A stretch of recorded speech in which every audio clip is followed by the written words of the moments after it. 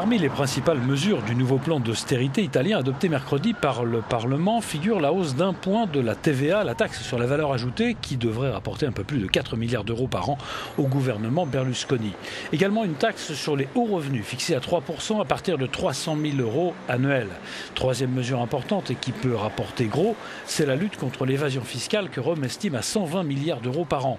Les communes italiennes vont voir leur pouvoir renforcé pour traquer les fraudeurs car elles toucheront 100% des sommes récupérées. Le bénéfice annuel de cette traque aux fraudeurs est estimé à 3 milliards et 800 millions d'euros, alors que les revenus fiscaux supplémentaires de ce programme sont chiffrés à un peu plus de 50 milliards d'euros. On notera que la taxe sur les riches a été limitée. Elle devait à l'origine frapper à 5% les revenus annuels compris entre 90 000 et 150 000 euros et à 10% les revenus supérieurs. Autre hausse de taxes, celle qui touche les plus-values financières. Elle va passer de 12,5% à 20%, sauf pour les obligations d'État. D'autres mesures concernent la baisse des dépenses. En 2012 et 2013, les ministères devront économiser 8,5 milliards d'euros et les collectivités locales plus de 9 milliards.